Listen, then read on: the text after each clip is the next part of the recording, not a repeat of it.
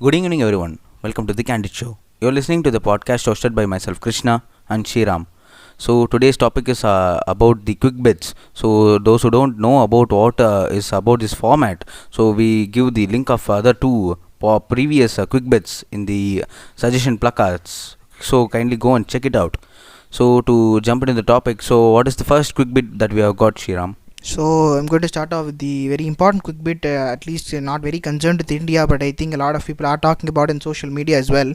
So this is about the Trump versus Biden campaign which is going on. We also had the last presidential debate around 23rd October.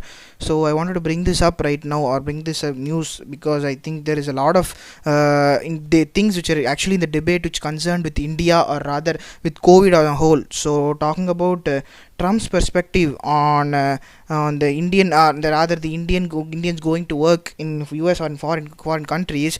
So Trump's perspective is that he has actually banned most of the H1B visas, and along with all other types of foreign work visas as well. So he is trying to protect his own American workers, but rather Biden has a perspective that he will have a temporary suspension on H1B visas, and he will still bring in more of the foreign workers, but not to a greater extent. But he's not going to completely ban the H1B visas just like Trump does, it seems. And to talk about the COVID, in the perspective of the COVID-19 of both the people, we already know that Trump is not a very big fan of face masks either, and he has not even made, or he's rather not rather forced people, or rather told people to actually wear masks. But Biden says that he will do all the right things, and he will also make laws, and he'll also force people to actually wear masks and maintain a protective environment around you. And you also know that Trump generally has disregarded, or rather disputed, a lot of medical experts on rather key issues surrounding the virus. But Biden, on the other hand, actually has endorsed and actually spent money on the researchers, and actually has rather supported them, whereas Trump generally does not do that. He is this very narcissistic person, so he does not generally depend on, rather does not trust others. So that was what about the Trump versus Biden debate, which was concerned about India and COVID especially. So what is the next quick bit you've got, Krishna? So the next quick video is about Sean Connery, who passed away on 31st October. So he was born on August 25th in 1930, and at the age of 16, after World War II ended, he was drafted into the Royal Navy. So he served 3 years in the Royal Navy, and he had a very great love towards his country, and he also tattooed Scotland forever on his arm. So this shows how much he loved his mother country. So, and he was the first actor to play the famous role of James Bond, which we have been enjoying even since now. So he would introduce himself in his movies with the signature line Bond, James Bond. So that is the famous signature line in Bond movies. So the first his first James Bond role was in the movie Doctor No in 1962. People magazine declared him as the sexiest man alive in 1989, and he also acted more than 60 movies in his life, and he died at the age of 90 on October 31st of this year. So to talk about the next quick bit of the day, Anna University has actually developed a biodegradable patch, and this is used to monitor glucose. So this is basically a cellulose-based derivative polymer, which is basically used for detecting glucose and alcohol in your sweat. So due to this, it has very high flexibility, and it has transparent nature, and it is a non-invasive sensor also. So it can be actually attached to your smartwatch, and it can actually display the actual concentrations of the glucose and alcohol in your sweat. And it can also be connected to an app which can send an alert to your phone if your alcohol consumption exceeds the limit set by the user. And this is also available extremely at low cost, but the problem is the fact that it is not biodegradable, so we cannot excessively use this. But this is actually a very good initiative, because the tests are also pretty accurate apparently, and the cost is also not that much. So yeah, this is a very good move done by University especially. Yeah. So the next quick bit is about the coronavirus cases. As we all know in India, that all the coronavirus cases have been decreasing for the last month, and we the current present India's total active caseload is 5,70,000, so which is very low considering the previous months of COVID-19 pandemic. And Karnataka is the state that is been reported as the most low to record the most lowest number of COVID-19 cases. And we have been facing many unlocks throughout this pandemic, and we recently are facing the unlock 6.0. So the cases the as many as 17 states have controlled the COVID-19 cases and have cases per million lower than the national average. So that was for this quick bit. And what is the next quick bit, Sriram? So the last quick bit of the day is iPhone 12 Pro and iPhone 12 Pro Max actually have developed a feature where it can help the visually challenged users to actually find how far they are from the others. So there's this recent iOS update coming 14.2. It's called as a release candidate version, and it brings this people detection feature. So this feature is basically uses LiDAR sensor and a wide angle camera of the iPhone, and this basically alerts the user and actually tells the distances between rather detects the distance between different people in their vicinity. And this basically works on the combination of augmented reality, AR, and machine learning as well.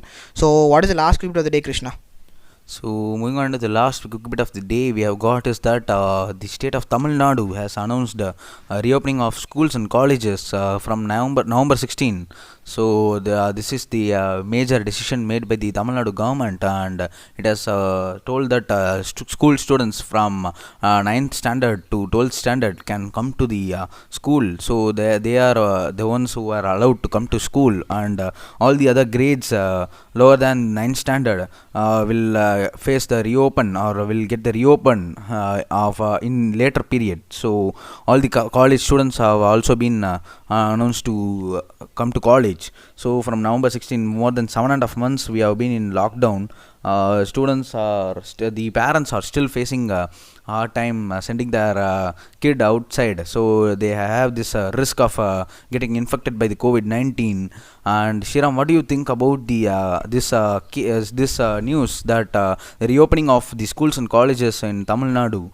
That do you think that is it is a very appropriate time for the reopening of schools and colleges, or do you think it is a mistake done by the government, as we have now been controlling the COVID-19 cases in a very good way, and all the social workers are doing a very great job? But don't you think there would be a possibility of the second wave if the schools and colleges are reopened?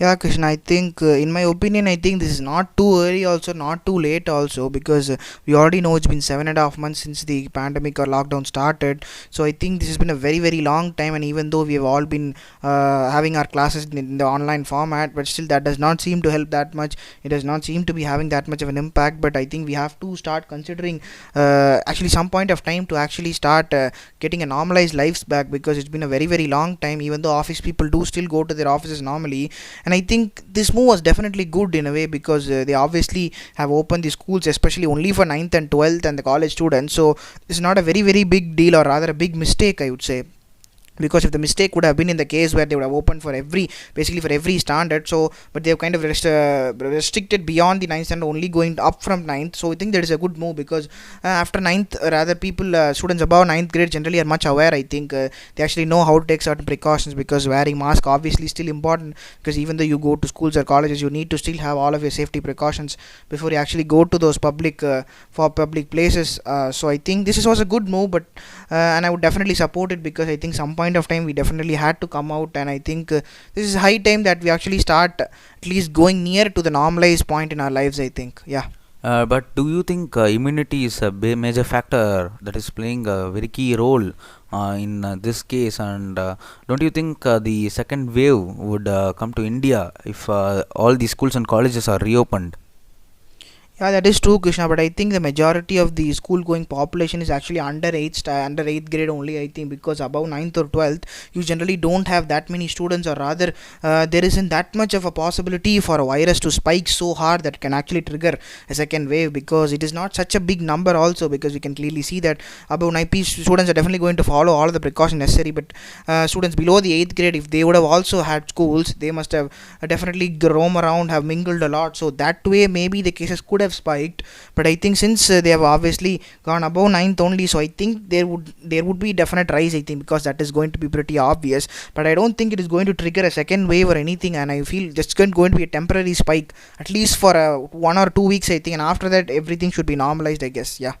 But yeah, and the parents are protesting against this announcement by the government, as they think that the students won't suffer much, but the only sufferers or the COVID-19 will actually get transferred from the student to the elderly person, or like Yeah. the aged people in the home. So that could be the main reason for the second wave.